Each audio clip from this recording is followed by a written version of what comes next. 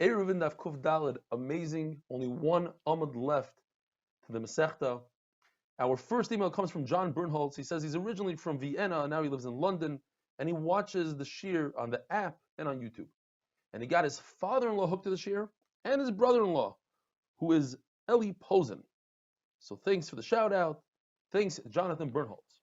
Second email from David Brandis from South Bend, Indiana, and he says he got his brother-in-law Shmari Shoshani addicted to the Shir.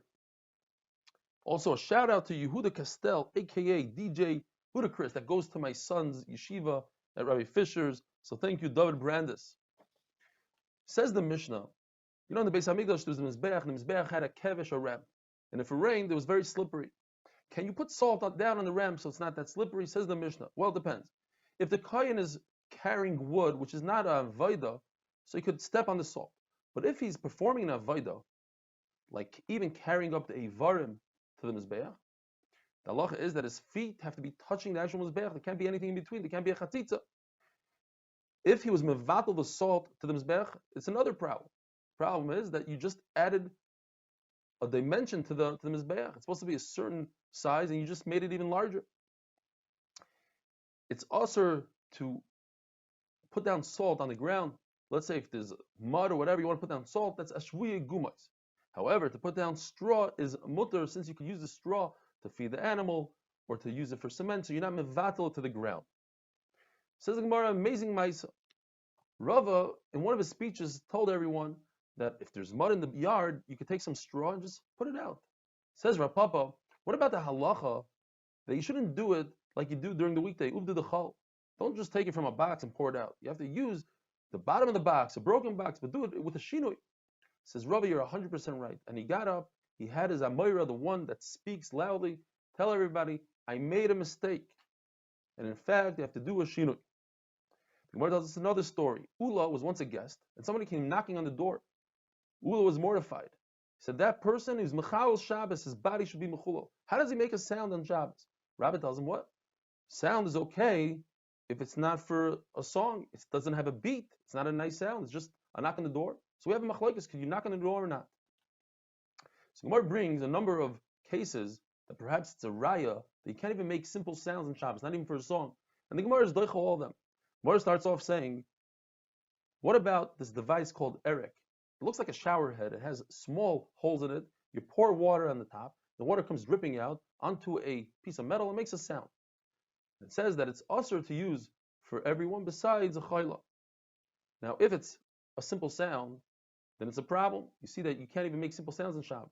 So Gemara says, no, perhaps it's talking about it makes a nice sound. Sounds like a drum beat.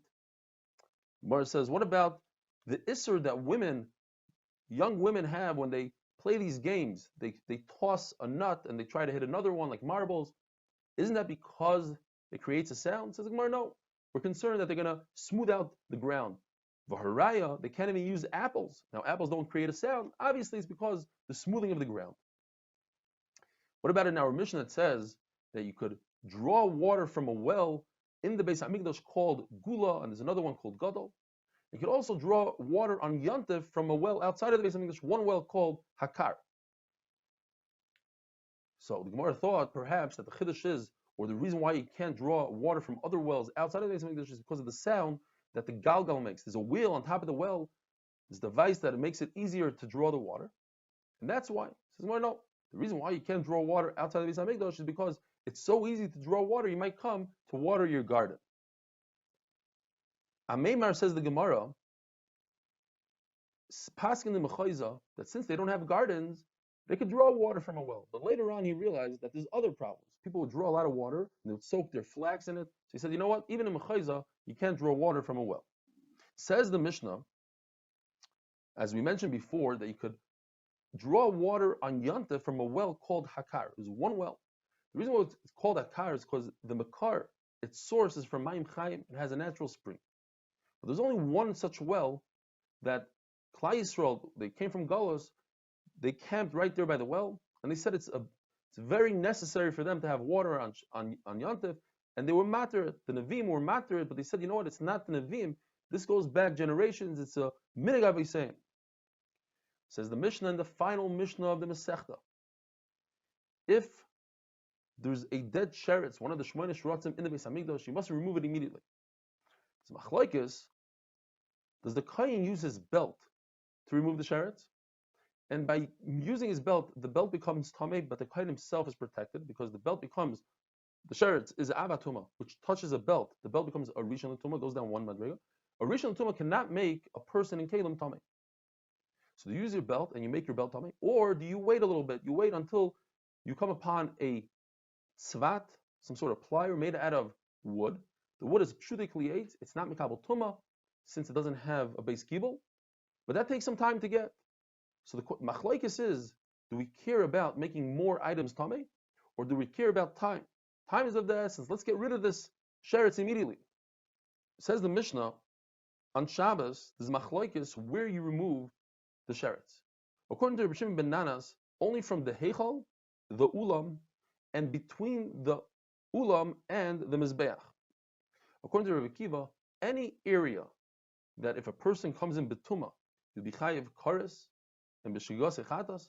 In other words, the entire azara, you have to take out the sheretz.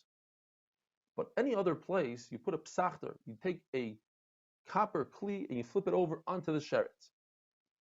Shmuel says amazing chiddush. If a person brings a sheretz into the Beis Hamikdash, he's potter.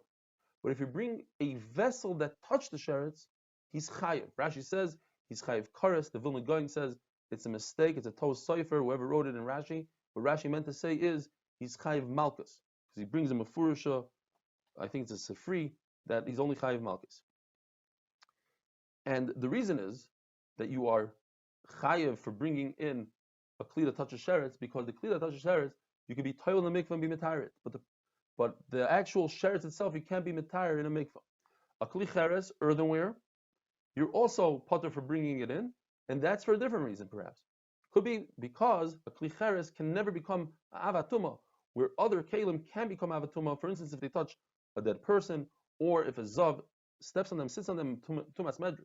And by the way, just derech hagav, the mugs that we have today are not considered kli cheres, since they have a glaze. So therefore, you're chayiv to be toivel those, what we call earthenware, perhaps, toivel them without a bracha.